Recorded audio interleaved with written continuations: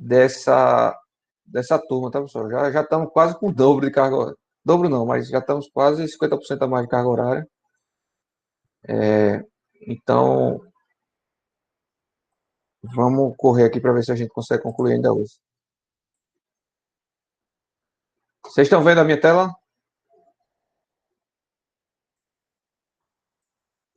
Sim, professor. Fechar tudo aqui. Só ficar com o Google Meet. Beleza.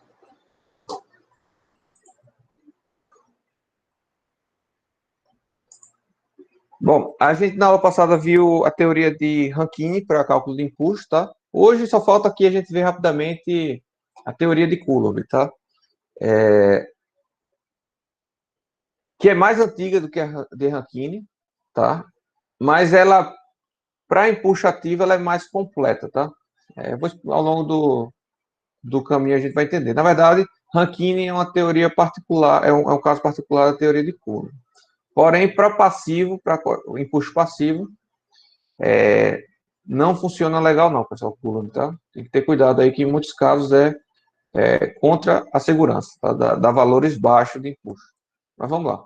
Então, hipóteses, são bem semelhantes às hipóteses de Rankine, tá? Para esse cálculo. Primeiro, o solo é homogêneo, isotrópico, ou seja, é o mesmo solo, você não tem solo estratificado, tá? Não pode ter para considerar essa hipótese. Tá? Você só tem, para o caso de Coulomb, ou impulso ativo ou impulso passivo, você não tem impulso no repouso, ou seja, o muro vai se deslocar o suficiente para mobilizar o solo, tá? Então, por Coulomb, você não tem impulso no repouso, só tem ou impulso ativo ou passivo, tá? A superfície de deslizamento também é plana, assim como o Rankine, tá? E passa pelo pé do muro, né? Como assim? Então, a superfície de ruptura é reta, né? Com a inclinação beta e passa pelo pé do muro, ou seja, começa sempre aqui, tá? O que vai variar é a inclinação de beta aqui. Ok, aí essa é a principal diferença para o método de Rankine, tá? O impulso, tá? Não é aplicado perpendicular ao muro, tá? Mesmo que o solo fosse reto aqui em cima, tá? Existe uma variação, existe uma inclinação do impulso, tá? Devido ao atrito do solo com o muro, tá? E, ou seja, esse ângulo delta aqui é um ângulo, tá? Em que vai estar aplicado o impulso, né? Em relação ao eixo perpendicular da face do muro. E essa distorção se dá por conta do atrito do solo com o muro. Então, a depender do material de que é feito o muro, se é de concreto, se é de aço, se é de pedra arramassada, varia esse delta, tá? Esse valor aqui de delta a gente encontra geralmente em função do ângulo de atrito. Então, por exemplo, para concreto, é em torno de 2/3 do ângulo de atrito. Beleza? A nossa análise é bidimensional, ou seja, o muro deve ser muito extenso, né, para que essa análise bidimensional seja possível, ou seja, a gente desconsidera os efeitos de borda, tá bom? E, que é a mesma coisa de Rankine, tá? E a força resultante da resistência no plano aqui, tá? Essa força resistente faz um ângulo igual ao ângulo de atrito em relação ao eixo perpendicular à superfície de ruptura, tá? Então, basicamente é isso. Essa força aqui, ó, tá? Essa é a força resultante que vai estar sendo aplicada na linha de ruptura, tá? Que é para você tirar justamente a tensão do cisalhamento aqui, tá? Vai ter um ângulo igual ao ângulo de atrito em relação à perpendicular aqui à superfície de ruptura, tá bom? Então, basicamente é isso. Semelhante ao Rankine também, tá? A diferença maior de Coulomb para Rankine é esse ângulo aqui de atrito entre o solo e o muro, tá? E aí você tem essa equação mais genérica, tá? Que considera qualquer ângulo aqui do terreno, qualquer ângulo do muro. Ah, sim, outra coisa. O muro aqui, pessoal, pode ter um ângulo θ qualquer, tá? Que Rankine também não podia. Rankine é sempre reto, né? Então você pode ter um ângulo alfa aqui do terreno, né? Da inclinação do terreno adjacente. Tem inclinação do muro, né? Da parte montante do muro, tá? Você pode ter uma inclinação aqui, θ. Você tem uma inclinação devido ao atrito entre o solo e o muro, tá? O resto é basicamente igual. Então, você calcula o coeficiente de empuxo ativo por essa equação, que varia basicamente com esses ângulos, tá bom? Além do próprio ângulo de atrito.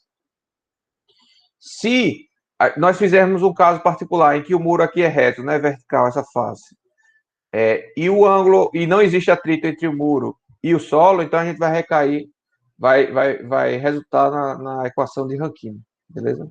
Vocês podem fazer o teste aí.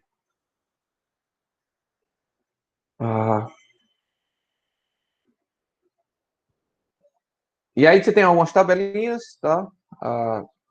Aí você precisa fixar alguns valores, né? Se o terreno for reto, né? For o ângulo zero, e o muro também for reto aqui na vertical, então você tem essas tabelinhas aqui para calcular já o coeficiente de empuxo ativo, tá? E diversos outros casos, tá?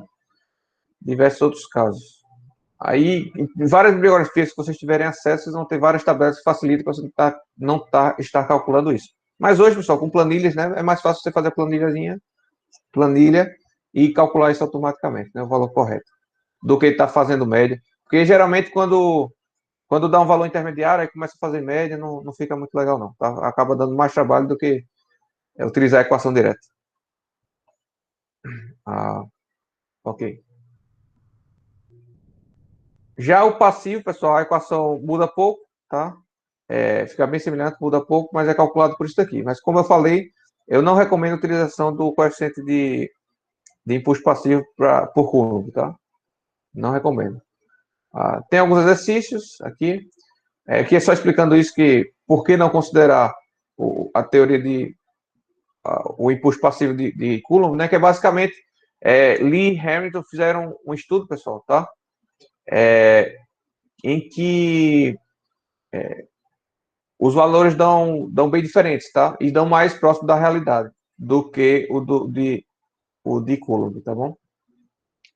E só para finalizar, a gente geralmente considera o empuxo, né, reto, triangular, tá? Mas saibam que o empuxo, a distribuição de pressão sobre o muro, né, não é triangular, não, tá, pessoal? Faz essa curva aqui, ó, tá? Experimentos e análises mais rebruscadas em elementos finitos mostram que a pressão que é aplicada no muro não é triangular, é uma curva, ou seja, foge um bocado, né, pessoal?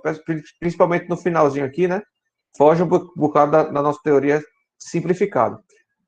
Porém, a nossa teoria simplificada é a favor de segurança, né? Já que eu estou considerando mais pressão do que realmente haverá, tá? Mas perceba que aqui, ó, no começo é bem semelhante, só no finalzinho aqui que ele faz uma curva e zera, tá? Na base do muro. Só para destacar isso aí. Bom, tem a teoria de Boussinet, mas não vamos entrar, ela não é muito utilizada. As mais utilizadas são simplificadas, né? São a de Rankine e de Coulomb, sendo que o ideal, efetivamente, é utilizar teorias mais modernas, né? Como elementos finitos ou qualquer outro aplicativo, tá? Geralmente, esses métodos mais modernos vai necessitar de um programa, né? De um software para calcular, porque geralmente utilizam-se de processos interativos, beleza? Dúvidas, pessoal, aí quanto ao empuxo? Eu vou então começar aqui a estabilidade de taludes, tá? Que é justamente envolve o mesmo problema, parte do mesmo problema, que é quando a gente está em limites de solo, né? Onde há uma descontinuidade do nível do solo, beleza? E naturalmente, onde houver variação do nível do solo, geralmente existe uma inclinação, né? Existem exceções, por exemplo, aqui em Alagoas mesmo, né? Você tem as falésias. Se você entrar nas falésias, as falésias são verticais, né? Praticamente. No entanto, estão em constante deterioração, né? Estão caindo frequentemente, né? Ainda mais com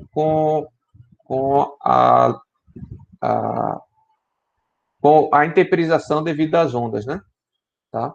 Mas existem casos em que você vai encontrar na natureza algo bem vertical, tá? Mas não quer dizer que esteja estável em termos de engenharia, tá? Aquela encosta pode cair a qualquer momento. Mesmo encostas também inclinadas também podem cair a qualquer momento. Beleza? Então, esse é o primeiro ponto que eu queria destacar para vocês, pessoal. Não é porque uma encosta ou um talude está estável agora que ele efetivamente está seguro, tá? Ou seja, não é porque ele não rompeu que ele está seguro. Você não adianta um engenheiro chegar a fazer de qualquer jeito, ou um engenheiro, qualquer outra pessoa, fazer de qualquer jeito e dizer, olha, ficou em pé, então tá tudo certo. Não está, tá, pessoal? Pode cair a qualquer momento. Então, o nível de segurança pode não estar adequado. Então, é preciso fazer o estudo para garantir que o nível de segurança daquela encosta esteja correto. Isso vale para tudo, pessoal, para fundações, para empuxo, para cálculo do muro, né, de muro de contenção, para estabilidade da luz, serve para tudo, inclusive para outras áreas, tá? Serve para estruturas, inclusive. Não é porque depois que o seu executor está em pé que está tudo certo. Pode vir a dar patologias e pode vir a romper posteriormente, porque tudo na engenharia a gente trabalha com probabilidade, certo? Com probabilidade. O que a gente precisa para ter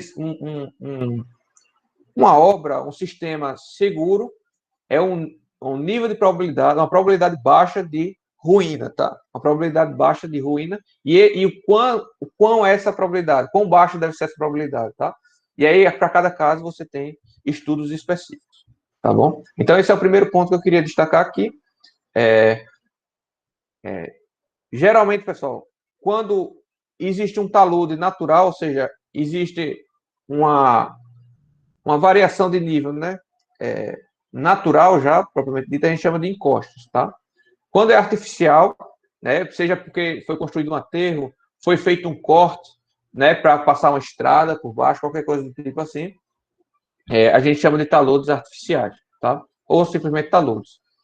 E aí, essa basicamente é a diferença, entre aspas, entre taludes e encostos, tá? Se você ouvir falar taludes, geralmente é artificial, encostos geralmente são naturais, tá bom?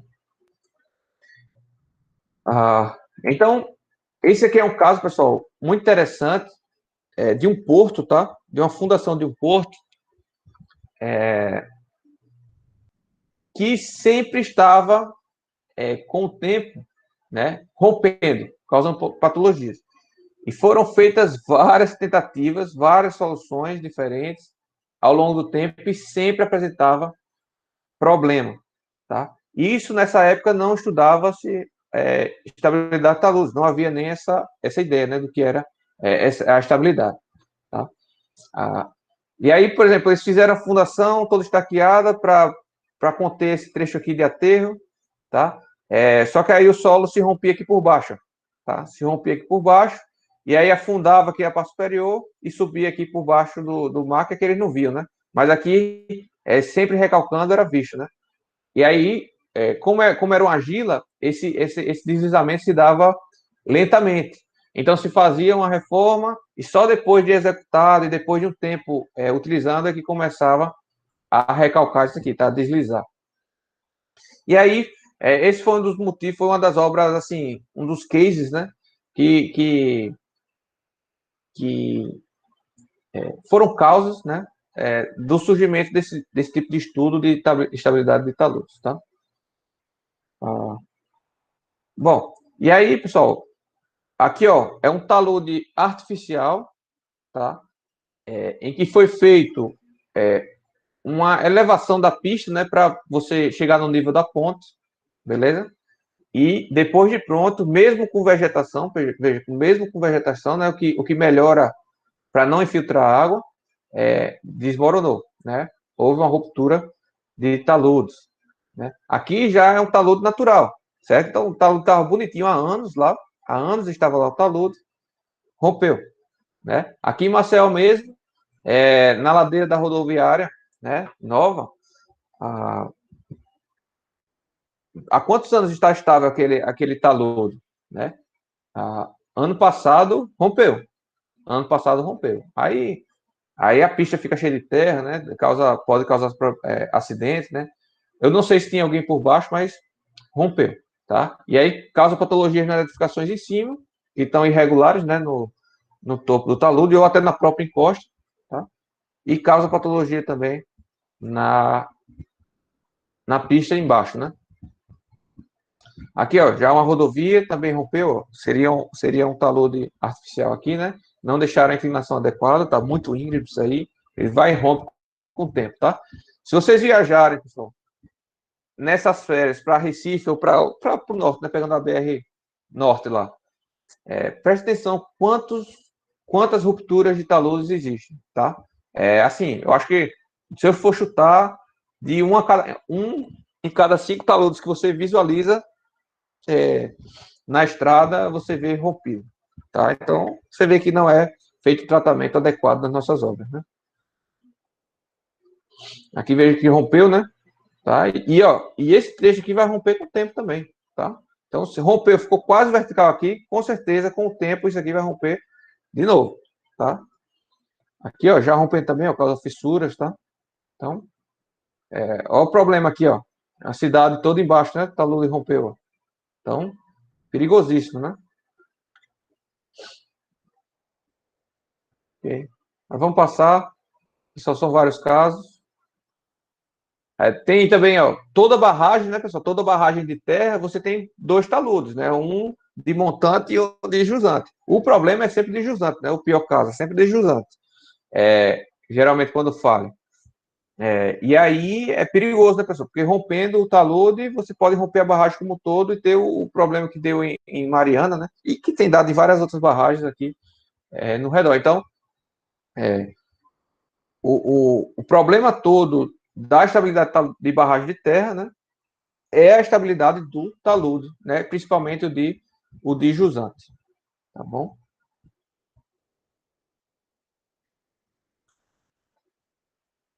Só algumas observações, eu vou passar para a gente não perder muito tempo aqui. Também há, pessoal, tá? Só um destaque, não é nosso enfoque aqui, mas também há quedas de rocha, tá? Então não é só solo, não, que pode desabar. Rocha também pode ter falhas e pode vir a se romper. Então, isso é um estudo toda a parte, né? Para verificar se vai haver queda ou tombamento de placas de rocha, tá? Ou blocos de rocha, perdão. Mas no caso aqui de solo, geralmente a gente tem um deslizamento de massa de solo, tá? Veja que há uma tendência de rebaixar aqui em cima, e a depender da profundidade dessa cunha aqui que forma, que pode ou não formar cunha, a gente vai ver isso daqui a pouco, tá? Pode vir até a suspender a parte inferior aqui, ó. O que aconteceu com a pista abaixo do talude aqui, pessoal. Subiu, tá bom? Então, desce aqui em cima é como se toda a massa deslizasse sobre uma superfície de ruptura, né? Definida. E aí aqui acaba levantando esse trecho de solo aqui, tá? Na base. Que é perigosíssimo, né, pessoal? Um prédio na encosta. Isso aqui tem que ter fundação profunda, né? Se não tiver fundação profunda, a qualquer momento essa encosta pode degradar ainda mais e descalçar sapato, né?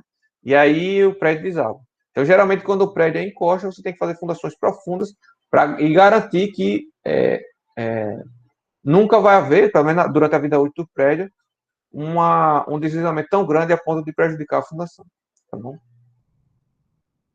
Só que a gente tem alguns tipos de escorregamentos, tá, específicos, né? Veja, e como eu já disse para vocês na aula passada, a gente não vai focar nos métodos de cálculo nem nada, né? A gente não vai aprender a calcular, não vou comprovar para vocês o método de cálculo. Vou até mostrar aqui quais são os métodos de cálculo que existem, quais são as vantagens e desvantagens de cada um, mas a gente não vai efetivamente comprovar aqui as equações, nem vai fazer exemplos numéricos, tá? Porque não há tempo disponível mais na disciplina.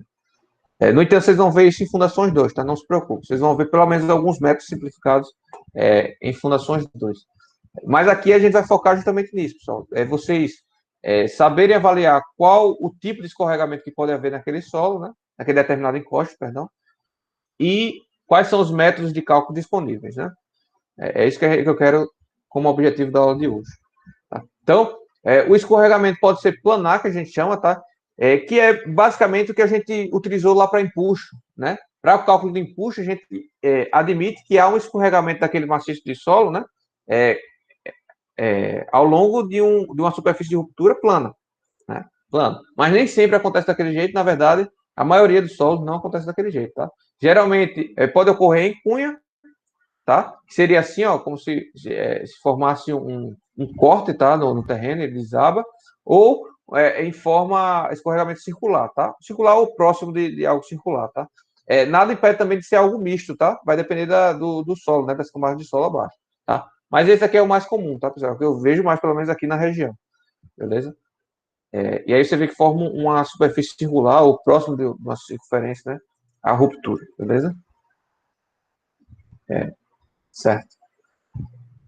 Vai ter explicando mais de cada um desses tipos, tá? Mas basicamente esse planar que geralmente ocorre quando você tem uma mudança abrupta do solo, tá? Ou até uma mudança abrupta de solo para rocha, né? Então, supondo que essa parte marrom aqui, né, mais claro, ela é um solo muito mais rígido, um solo muito mais compacto, ou até uma rocha, tá? Então, a única parte que iria deslizar seria essa parte mais escura aqui, né? Que desliza justamente na interface entre um solo e outro. Ou seja, esse daqui é tão rígido, tão estável, né? Que não vai romper. O que vai romper é só essa camada superficial. Aí, geralmente, a superfície é planar, geralmente justamente na interface entre o solo mais fofo, mais mole, e o solo mais rígido, ou até rocha, propriamente dito. Tá? Estão me escutando aí, né, pessoal? Caiu não, nada, né? Tá tranquilo aqui. Pronto. Beleza, deixa eu pegar até a caneta aqui, que eu até esqueci de.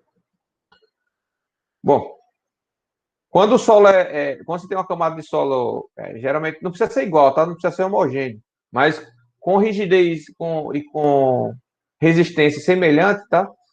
Aí você tem geralmente uma superfície com mais circular, tá? Essa daqui ocorre mais quando você tem uma topografia um pouco diferenciada, tá? Um pouco diferenciada. Que promova a possibilidade desse tipo de ruptura, tá? Tem também, pessoal, além dos escorregamentos, né, veja, é bom destacar, você tem as quedas dos blocos, né, ou seja, descolamento dos blocos, tá, de rocha, você tem os escorregamentos, que são esses que eu estou comentando agora, e você tem também corridas ou fluxo, tá, de materiais. Então, a depender do tipo de solo e do grau de saturação do solo, tá?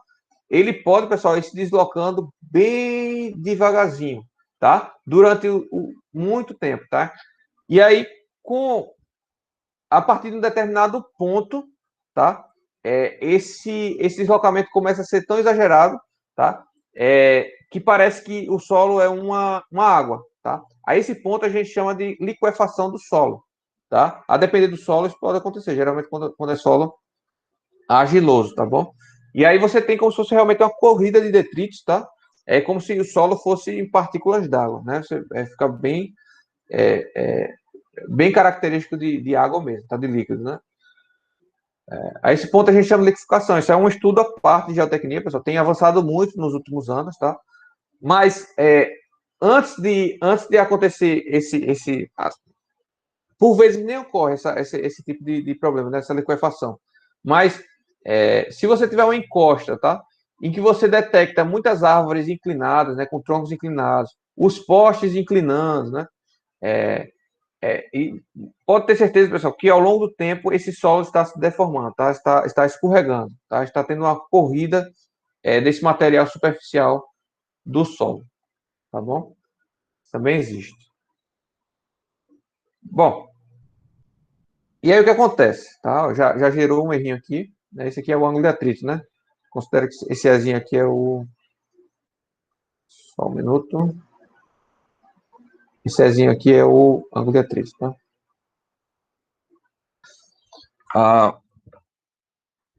O que acontece aqui?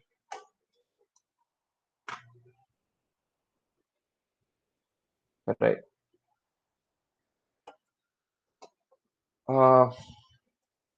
Para avaliar a estabilidade de taludes, a primeira coisa que a gente precisa avaliar é se a gente vai avaliar em termos de condição drenada ou condição não drenada, tá? Quando a gente estava vendo adensamento, a gente já estudou isso, tá? Existem solos, existem casos em que a gente vai trabalhar com a situação drenada, ou seja, a gente vai admitir o recalque imediato, né, que a água está drenando na mesma proporção que a gente está aplicando a carga, e existem situações não drenadas, como que seria o caso da argila mole, né, argila saturada, em que a gente aplica a carga, né, e a água não dá tempo suficiente para a água se dissipar. A água demora mais a se dissipar. E até se dissipar, existirá poropressão excedente nos vazios desse solo, né?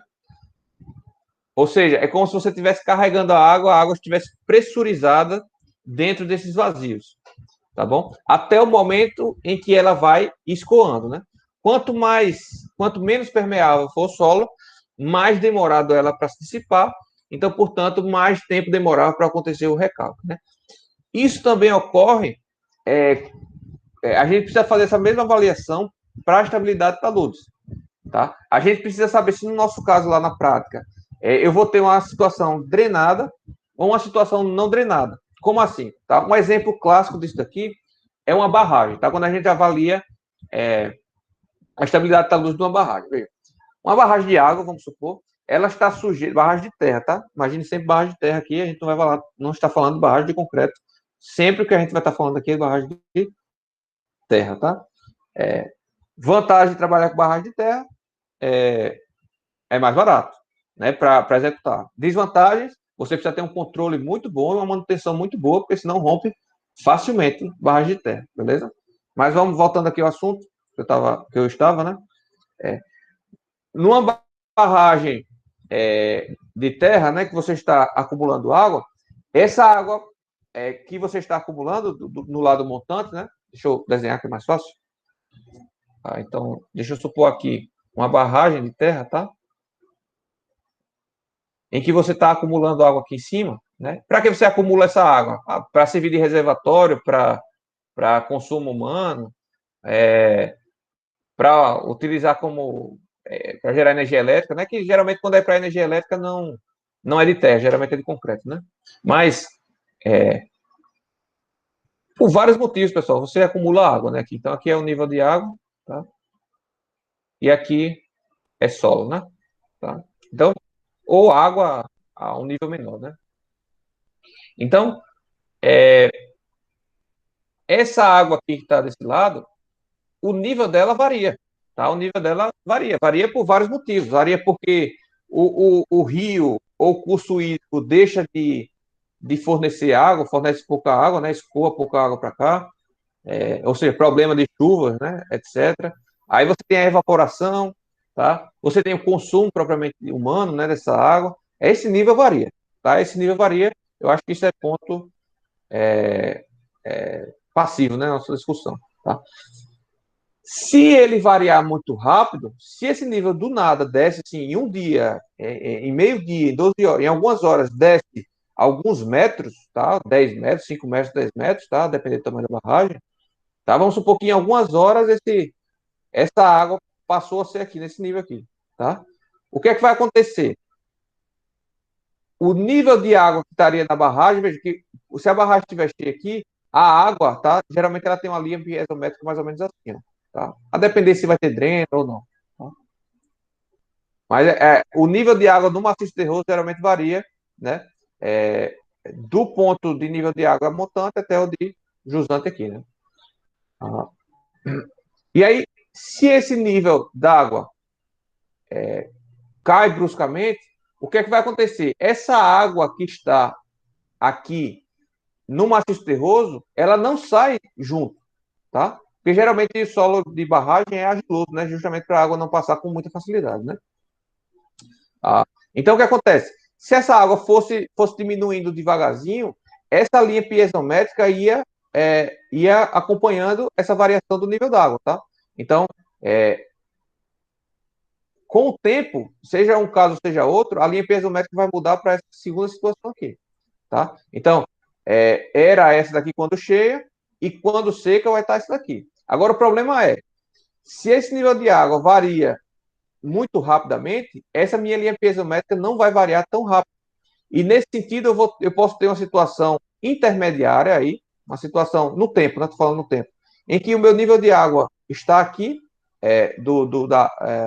a montante, né? E a minha linha piezométrica está assim, de forma que aqui eu tenho um solo saturado e não tem pressão lateral de água. Então isso aqui pode romper a montante. Então, geralmente ruptura de taludes a montante, por isso que eu disse que é raro acontecer, geralmente ocorre por mudança de volume de reservatório muito brusca, tá? Muito brusca. Geralmente o problema se dá aqui a jusante, que acontece por quê?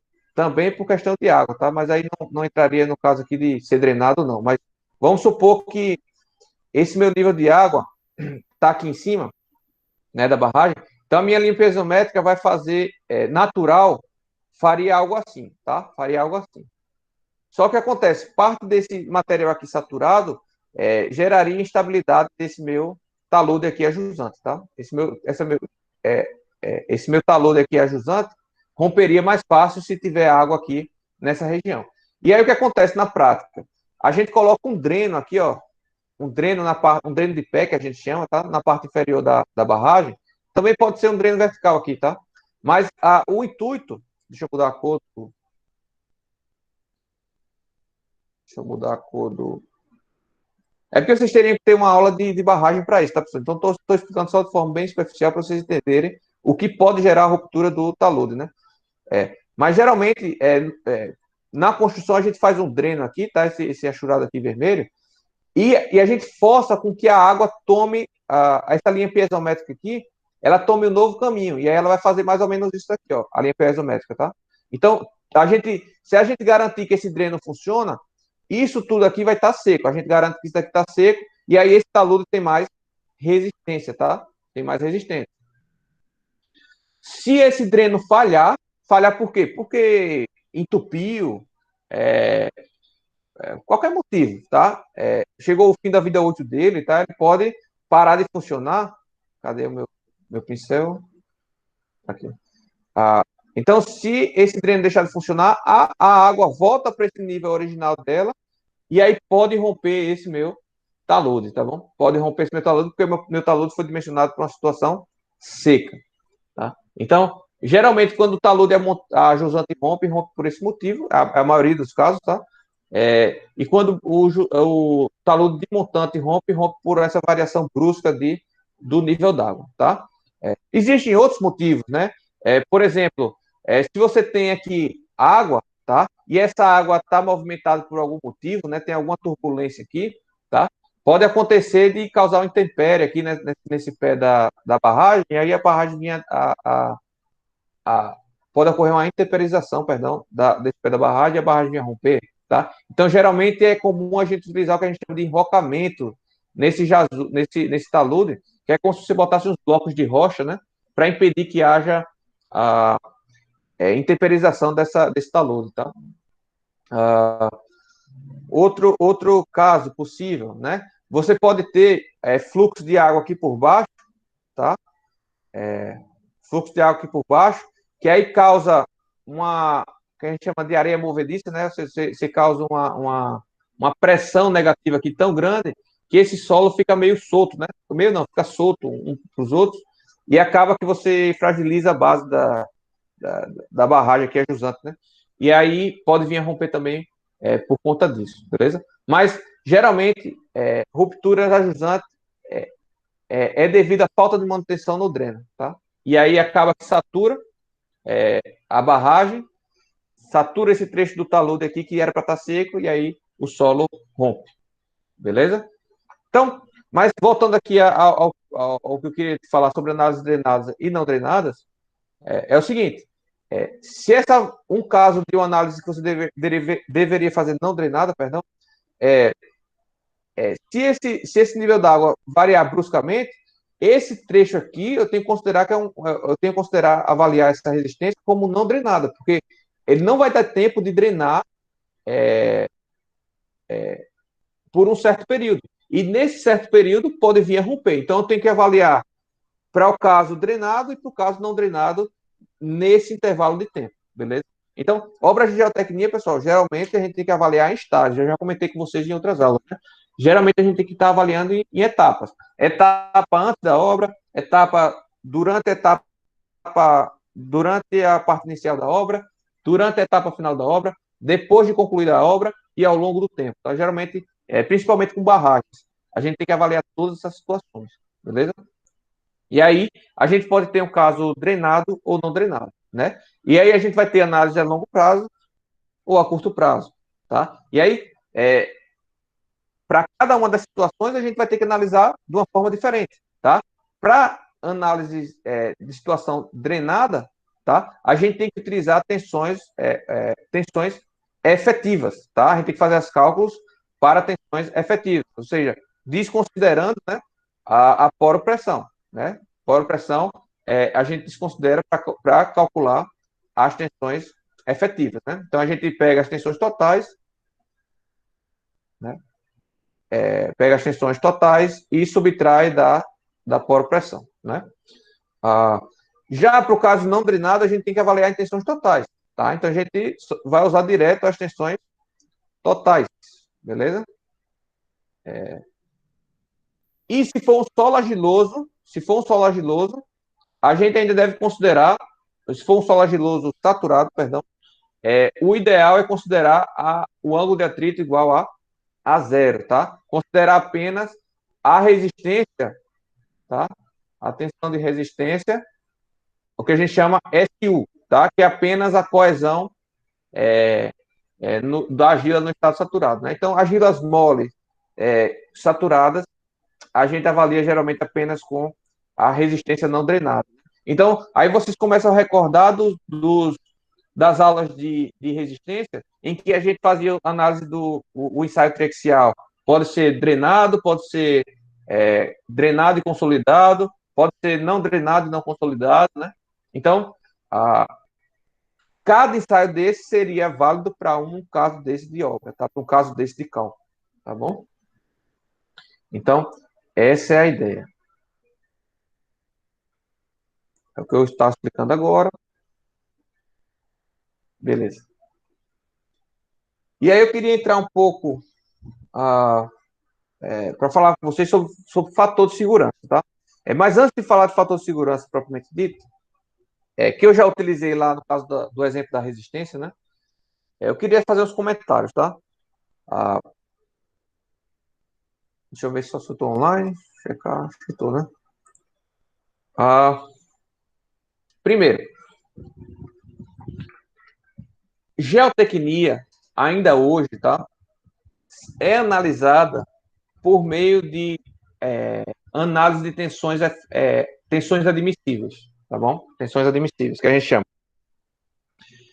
Mas porém, está hoje o estado da arte está na transição, tá? Na transição da avaliação por tensões admissíveis para o método dos estados limites, tá? Eu acredito que vocês não tiveram ainda nenhuma aula de concreto, nem de aço, nem de madeira, tá? Nem de nenhuma estrutura. Mas, por exemplo, todos os materiais estruturais, todas as estruturas, né? Todos os tipos de estruturas, hoje, no Brasil, já estão normatizadas para o método dos estados limites, tá? Que é um pouco diferente disso daqui que a gente vai utilizar. Eu diria que é melhor, tá? É mais realista. Mas eu não vai dar tempo de explicar o método de estados limites, porque ele é mais complexo, tá? E vocês vão ver isso lá nas disciplinas de concreto, de aço, tá? Mas saibam que esse método lá de estados limites, vocês vão ver para concreto e aço, também já começa a ser utilizado para fundações, para a estabilidade de taludes, tá? Só que a parte técnica, né, os engenheiros estão na fase de transição, né? Ainda se analisa muito por tensões admissíveis, tá?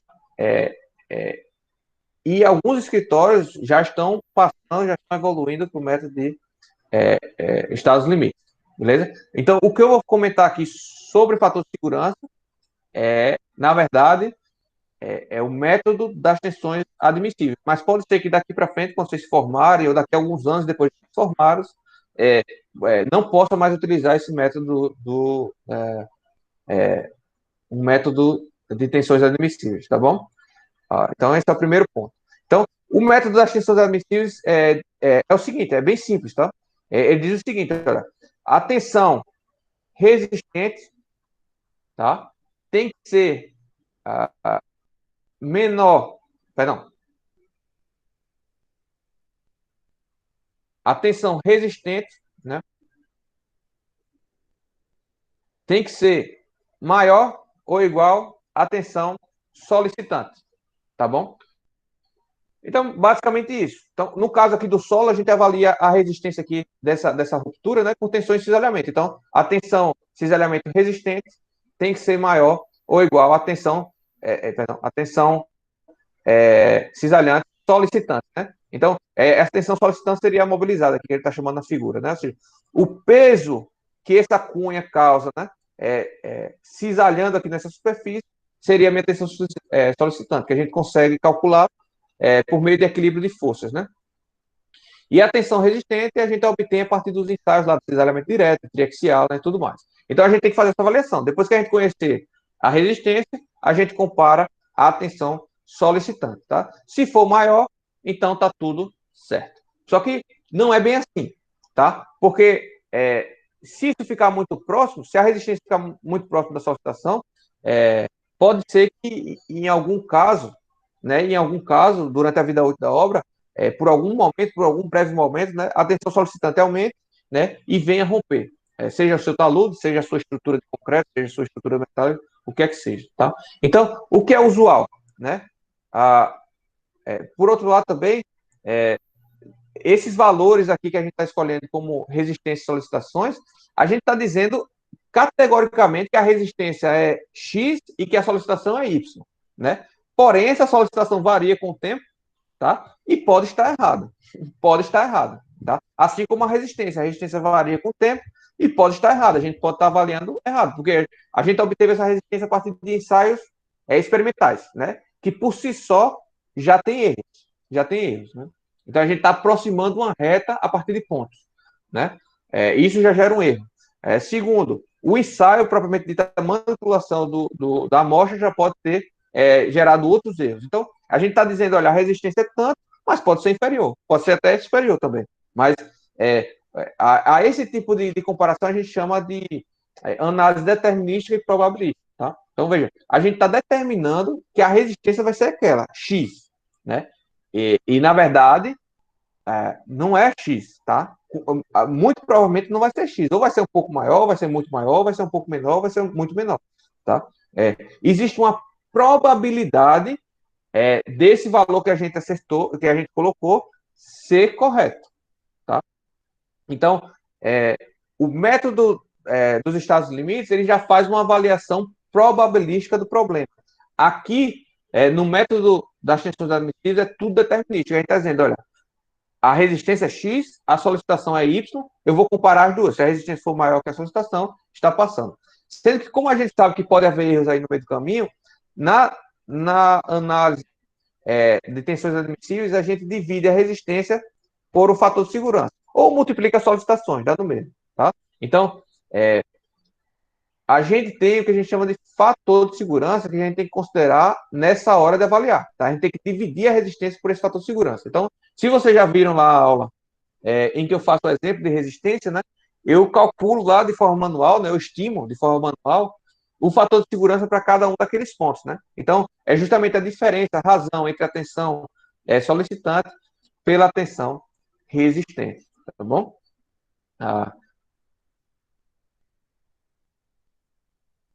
Tem dúvidas aí, pessoal?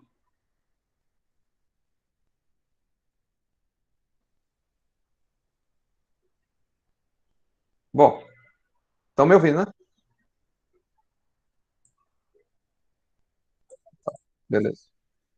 Ah, e aí o que acontece? Obviamente, se o fator de segurança for igual a 1, então quer dizer que a solicitação é igual à resistência, né? Então, nesse caso, está no limiar da ruptura, ou seja, está no ponto de ruptura, né? Porque a solicitação chegou à resistência. Eu botei até maior ou igual, o correto é ser maior, tá lá só. Eu acabei errando. Tá? Se o fator de segurança é maior que 1, quer dizer que a obra é estável, né? E se o fator de segurança é menor que 1, não existe essa possibilidade. A obra já teria que ter rompido.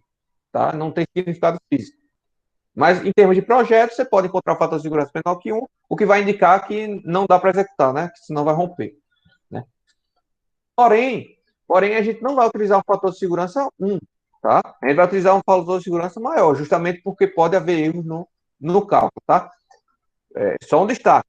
Não são erros, não são erros de cálculo, vocês fazendo o cálculo, tá? Há erros na teoria, tá? Há erros embutidos aí na teoria, e aí e aí faz com que a gente tenha que utilizar esse fator de segurança maior, tá? Para garantir que não haja a ruptura. E quanto é que a gente utiliza de fator de segurança, tá?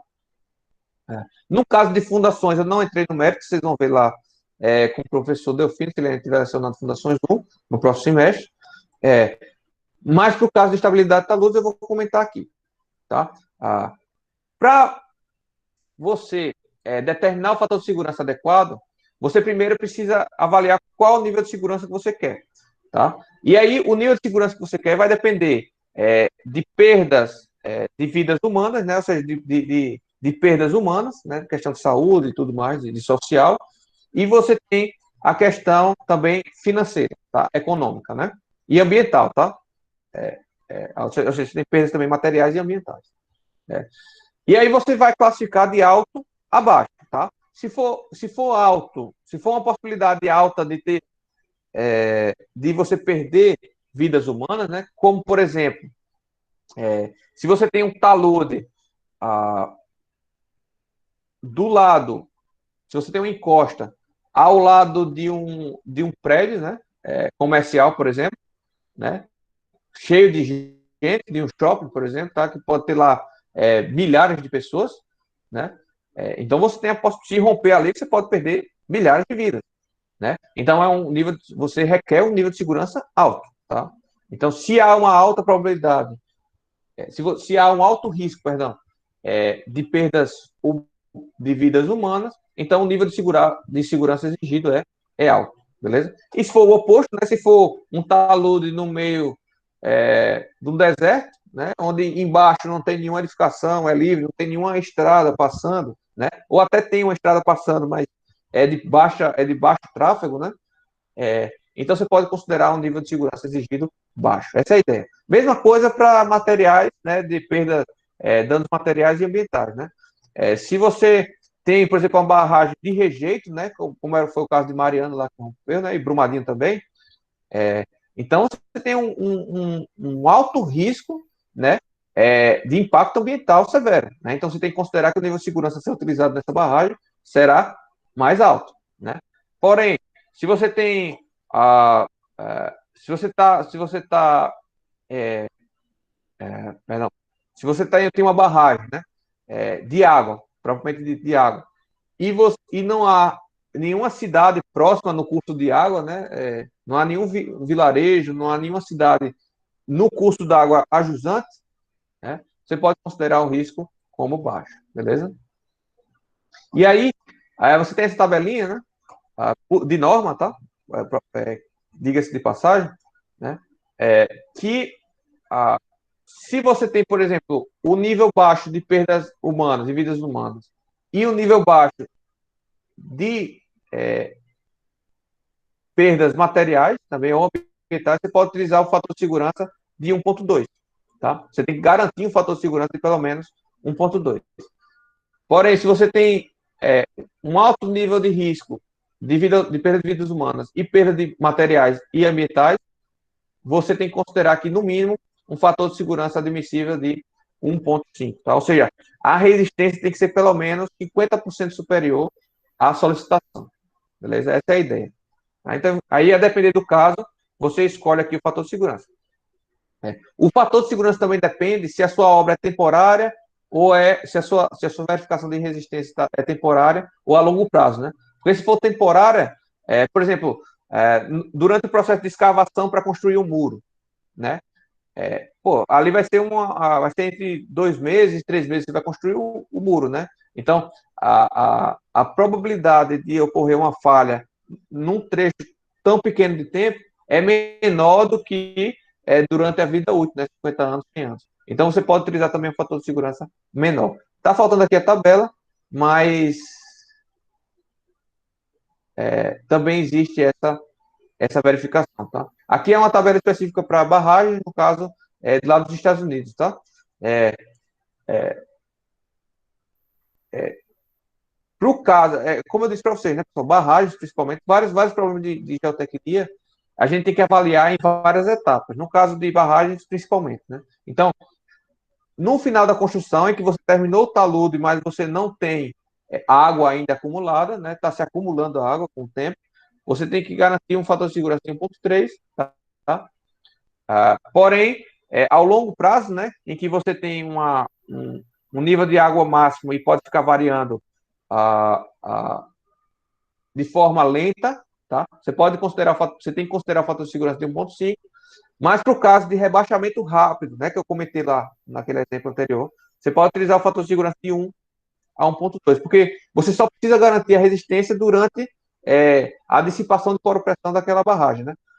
Então é durante um curto período de tempo também, em relação à vida útil, né? Ou seja, em alguns dias, né? Algumas semanas, a depender da permeabilidade do material da barragem, beleza? Dúvidas, podem falar, tá, pessoal? A gente já está chegando aí, já chegou em 11 horas, já passou, né? Passou das 11 horas. Então, fiquem à vontade aí para sair, né? Eu vou disponibilizar esse material gravado posteriormente, beleza? Então, isso aqui é uma avaliação, né? Por esse método das tensões admissíveis, ah, que é um método determinístico, né? Que eu já comentei com vocês também isso daí, desse talude, tá? Desse talude. Veja que eu tenho vários tipos de solo, tá? Tenho vários tipos de materiais. Então, eu tenho esse material verdinho, eu tenho esse laranja aqui no pé da barragem, eu tenho esse rosa na base da barragem, e essa minha barragem, tá? Eu tenho aqui, ó, um cut-off, que eu chamo, né? Eu acho que é cut-off o nome, né? Em que eu faço esse rebaixamento aqui nesse trecho da barragem, que é para impedir ou para diminuir o fluxo de água aqui por baixo, tá? Além de ajudar na estabilidade horizontal da barragem, tá? Mas serve basicamente para esses motivos, né? E aí, foi feita análise, né, por essa análise determinística, eu não sei qual foi o método especialmente que ele utilizou, e encontrou um fator de segurança, o pior caso de ruptura é essa cunha, né, e o menor fator de segurança encontrado para essa talude aqui foi de 1,7, ou seja, a resistência é 70% superior à solicitação, né. Então, para qualquer um daqueles casos, né, anteriores, né, seja alto risco, seja baixo risco, seja fluxo permanente, fluxo final de construção, para qualquer um daqueles casos, esse fator de segurança está adequado, beleza? Está adequado. Então, esse é o objetivo, a gente obter um fator de segurança acima desses limites comentados anteriormente, beleza?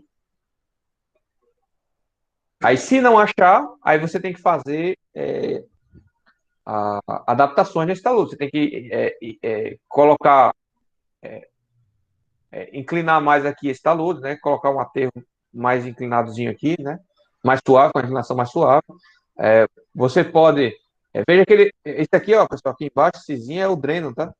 É o dreno que eu comentei com vocês, né? Que a gente utiliza geralmente dreno vertical e dreno de pé aqui, horizontal, que é para garantir, ó, que perdão, é para garantir que a linha piezométrica que está aqui nesse nível, né? A água está nesse nível, tá? Esse achurado aqui azul, para garantir que a água, o caminho da água seja forçado aqui para baixo, né? Tá? E aí todo esse trecho aqui, ó, fica seco, tá? Fica seco. E aí você não fica mais resistente esse talude, tá bom? Só que o problema é, como eu falei para vocês, né? A resistência não é um valor fixo. Não é um valor fixo a resistência, tá? Não é um valor determinístico, é um valor probabilístico, tá? Existe uma probabilidade da coesão ser maior ou ser menor. No tempo, tá? Ao longo do tempo pode variar essa resistência, por exemplo, essa coesão ou o ângulo de atrito pode variar com o tempo. Também pode variar no maciço terroso. Então, eu estou dizendo aqui, ó, por essa minha análise, que todo esse solo, cadê? Todo esse meu solo amarelo aqui, tá? tem a mesma resistência e a mesma coesão. A mesma agulha de atrito e a mesma coesão, perdão. Portanto, tem a mesma resistência. Tá? Porém, eu posso ter uma resistência desse solo aqui diferente desse ponto aqui. Tá? Nada implica que todo esse meu material aqui vai ter a mesma resistência, porque a compactação é feita diferente, em dias diferentes, né? Por operadores diferentes, com materiais, às vezes, diferentes, né? Porque mesmo se você obtém o material da mesma jazida, né? Ao longo que você vai cavando a jazida, esse material vai mudando, né? Porque você pode ter um solo, a jazida pode ter uma estratificação, né, de solo diferenciada, né? Pode não ser um solo homogêneo na jazida, né? E aí, existe uma variação da coesão e existe uma variação do ângulo de atrito, a depender do tempo, que pode variar no tempo, e a depender também do ponto que você avalia a resistência no maciço terroso. Tá? Então, é importante vocês entenderem isso, pessoal. Tá? A grande desvantagem da análise por tensões admissíveis é que você fixa um valor de resistência e fixa um valor de solicitação. Tá? No caso de uma análise mais realista, seria uma análise probabilística, né? Em que você tem diversos valores de coesão, você tem diversos valores de ângulo de atrito, e aí você consegue estimar média, desvio padrão, né? E aí você encontraria um valor característico, né? Um valor de coesão característico e um valor de resistência, um valor de ângulo de atrito característico. Assim como é para o concreto, né? Veja, o concreto você tem um valor médio, você tem um valor máximo, e você tem também um valor característico, a gente chama, né? A gente já viu isso. Aí vocês vão ver de novo na disciplina de concreto, tá? Que é o FCK, né? Você lembra lá? Você tem o valor característico, que é o casinho, tá? E esse valor característico, para concreto especificamente, né? Aí vai depender do material, é o valor aqui, ó, em que 5% da amostra pode dar um valor inferior a esse que você calculou, a esse FCK, tá? Então, isso é para concreto. Para solo ainda não existe, pessoal, ou pelo menos eu desconheço. Normativamente ainda não existe, tá? Esse tipo de avaliação. Mas pode ser que quando vocês estejam formados, né, ao longo do tempo, venha se desenvolver esse tipo de análise por métodos de estados limites para solo, para estabilidade da luz também, tá bom? E aqui, ó, pessoal, o mesmo caso, né? Se eu utilizar um fator, se eu utilizar o método determinístico, né, que seria o método de restrições admissíveis, né? Eu tenho aqui um fator de segurança de 1,7. Se eu utilizar um valor probabilístico, eu utilizar valores probabilísticos de coesão e de ângulo de atrito, o meu valor de fator de segurança médio é 1,85. Aí você fala, olha, é maior, né, ainda, né? Então quer dizer que se eu utilizar o método das restrições admissíveis é a favor de segurança, né? Mas não é bem assim, porque isso aqui é o valor médio. O valor médio significa o quê? 50% que há 50% de probabilidade de falhar, certo? Dessa nossa análise está errada. Então, ele aqui utilizou um valor fixo de 10%, ou seja, com a probabilidade de falha de 0,1%, perdão, de 0,1%, tá? Esse fator de segurança, entre aspas, agora, tá? Cai para 1,42 no caso de uma curva normal, tá? Curva normal, gaussiana, tá? E se você utilizar uma curva log normal, que é um pouco diferente dessa, tá? Ela pode ser assim, por exemplo, tá? Assimétrica. Esse valor ficaria em 0,79. Veja que se você utilizar uma situação determinística, você teria 1,71. Se for uma situação probabilística com a curva normal gaussiana, você tem 1,42. Se for log normal, 1,79. Qual é o correto? Não há correto, pessoal. Tá? Não há correto. São formas diferentes de se analisar o mesmo problema e a gente não tem uma resposta exata. Tá? É isso que eu falo. É um problema probabilístico. Tá? Beleza? E aí, essa probabilidade de falha não está muito baixa, não, professor? Aí a gente vai ter que avaliar. Isso aí, a gente tem que esperar estudos, ou fazer estudos, né? E esperar que a norma nos diga qual o valor de probabilidade de falha adequado para utilizar aí sim a gente utilizaria o método probabilístico para análise. Né? Por enquanto, por isso que ainda é muito comum a análise por tensores admissíveis, porque a norma ainda não contempla, principalmente a norma de estabilidade da luz, tá? Ainda não contempla essa análise probabilística, tá? A norma de fundações já tem os dois, tá? Só abrindo parênteses aqui, a norma de fundações especificamente já tem os dois. Você pode fazer análise por tensores admissíveis ou por método dos estados limites. Só abrindo uma observação aqui, que o método dos estados limites não é um método 100% probabilístico, como foi essa análise feita aqui, tá? Essa análise feita foi um método 100% probabilístico. No caso do método dos estados limites, é um método que a gente chama de semi-probabilístico, mas vocês vão aprender isso posteriormente, tá? Então, aqui é como analisar probabilisticamente, tá? Mas a gente não vai fazer isso. Esquece, eu só preciso que vocês conheçam o problema, tá? Ah. Tem dúvidas, pessoal? Ficou confuso aí?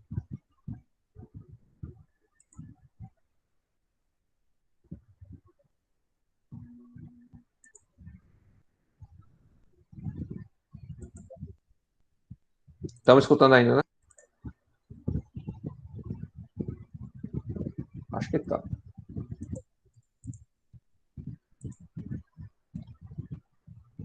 Bom,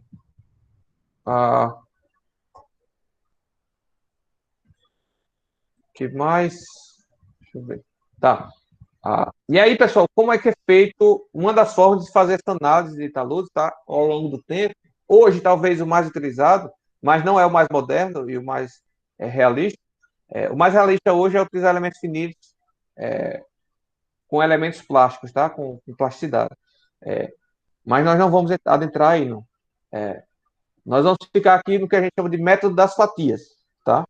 E tem vários métodos, mas todos com a mesma ideia, beleza? Só passar aqui, porque isso aqui, se o solo for, se a ruptura for reta, né, a gente chama de talude infinito, tá? Mas isso aqui, vamos passar. Que isso é só no caso de você ter aquela grande diferença de rigidez do solo, tá? Dos materiais. Bom, e aí você pode ter uma ruptura plana, uma ruptura circular ou uma ruptura até qualquer, tá? Não, vai depender do como é as suas camadas de solo, né? Mas basicamente, pessoal, o método mais utilizado é o que a gente chama de método das fatias, tá? E aí tem vários submétodos desse método das fatias, né? Mas basicamente o que a gente faz a partir da poligonal definida aqui de ruptura do solo, que seria essa daqui, vamos supor, tá? A gente criar fatias aqui, ó, tá? Dividir esse solo em fatias, tá? Essa camada de solo em fatias, e calcular o peso dessa fatia, o empuxo dessa fatia, o acréscimo de empuxo dessa fatia, tá? Aí você consegue calcular o quanto essa fatia está causando de esforços tangenciais e normais na fatia subsequente, tá? Na fatia subsequente. E aí seria o oposto, seria a reação da fatia subsequente, seria justamente o exato oposto, né? Então seria um empuxo aqui da fatia da esquerda, um empuxo, e você teria também um esforço tangencial aqui, tá? Da mesma forma da fatia anterior, vamos dizer assim, né? Você teria o empuxo da fatia anterior e o atrito da fatia anterior também, tá? E aí todas essas forças juntas, né? Você teria que fazer o equilíbrio com essa força normal que você vai ter nessa superfície e com a tensão solicitante aqui tangencial, tá? Nesse caso, a gente sabe que a resistência dessa superfície de ruptura, a tensão resistente dessa superfície de ruptura aqui, é diretamente proporcional a esse esforço normal aqui, a essa tensão normal, né? Então a gente precisa conhecer esse valor normal aqui, ó, para calcular a resistência dessa superfície.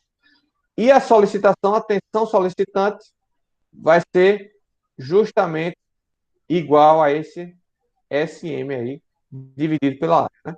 Então, eu tendo quem é SM e tenho quem é o esforço normal, eu consigo calcular tanto a tensão resistente quanto a tensão solicitante, e aí eu tenho que fazer que a tensão resistente dividido pelo fator de segurança é igual à tensão solicitante. Ou, na verdade, o que a gente faz é fator de segurança é igual à tensão resistente dividido pela tensão solicitante.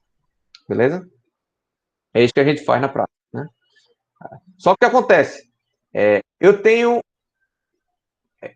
para encontrar quem é esse SM e quem é essa tensão normal, esse esforço normal aqui, para conhecer esses dois valores aqui, eu tenho apenas três equações. Eu tenho a opção de fazer equilíbrio por momentos, somatório de momentos igual a zero, somatório de forças horizontais igual a zero e somatório de forças verticais igual a zero. Tá?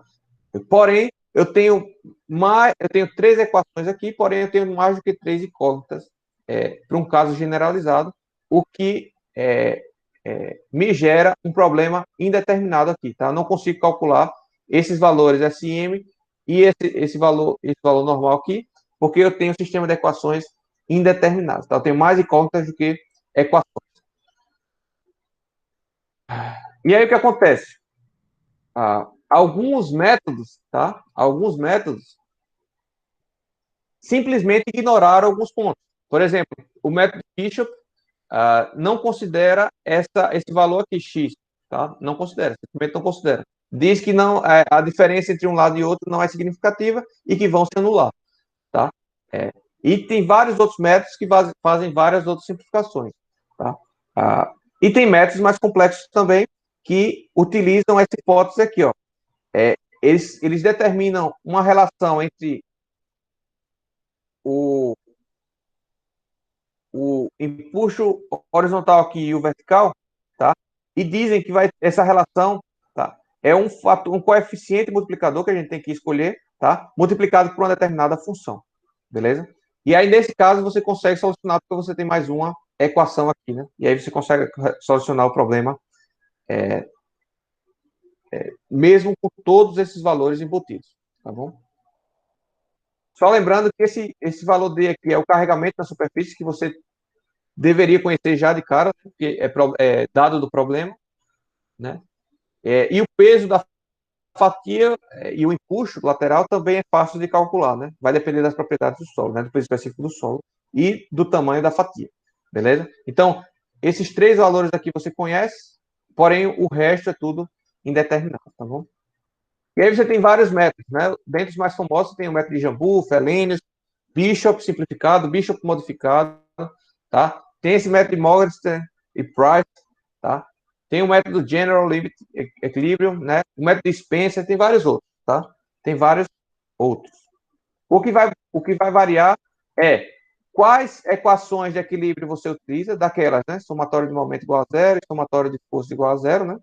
Tá? Horizontal e vertical. Então, por exemplo, o método de Felenius, cadê? O método de Felenius aqui, ele utiliza só o equilíbrio de momento, ele não utiliza o de força, tá? Já os mais modernos aqui, que estão até selecionados, ó, que são os que eu recomendo vocês utilizarem, tá? Que são os mais próximos da realidade, eles utilizam tanto o equilíbrio em momento quanto o equilíbrio em força, tá? E a outra diferença entre os métodos é quais tensões ele considera, né? Se lembra lá da fatia, a fatia, principalmente em termos de empuxo, tá, pessoal? Principalmente em termos de empuxo.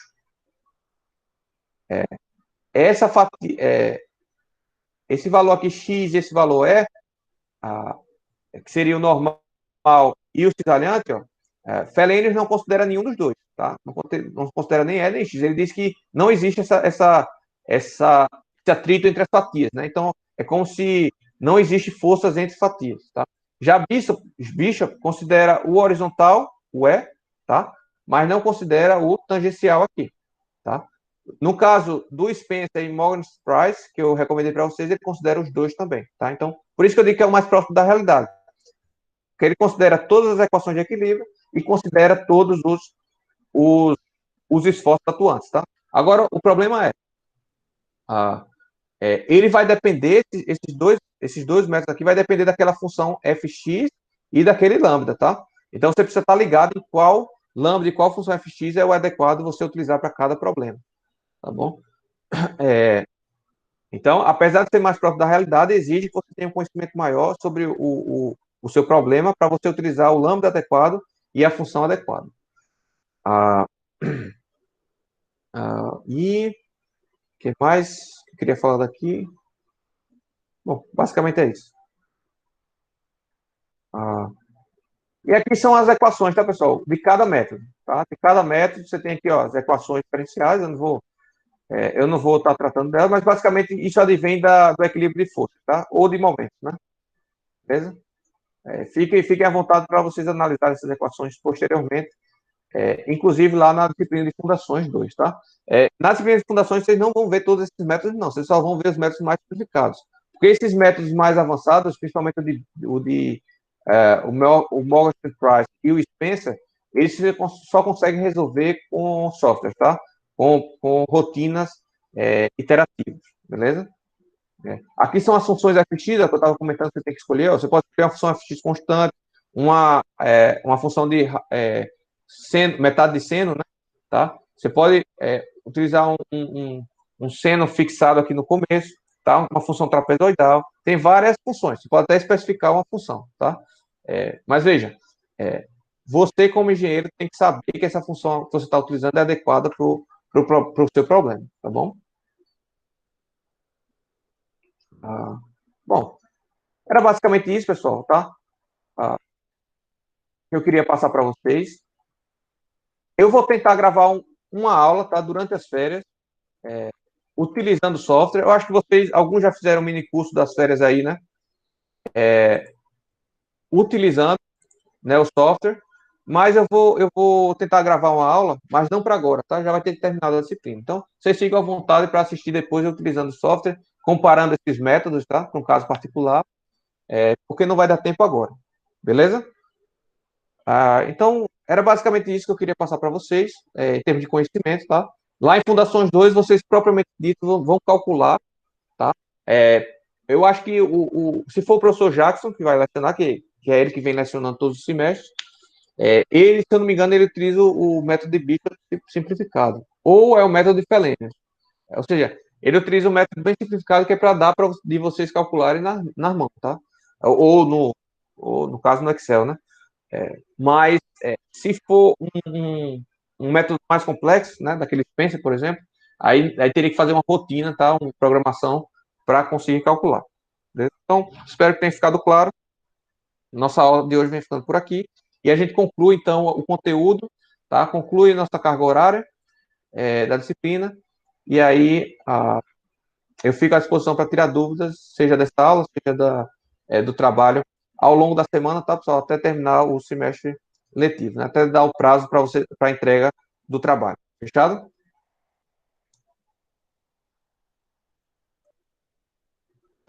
Beleza, professor? Então, até a próxima. Abraço, pessoal.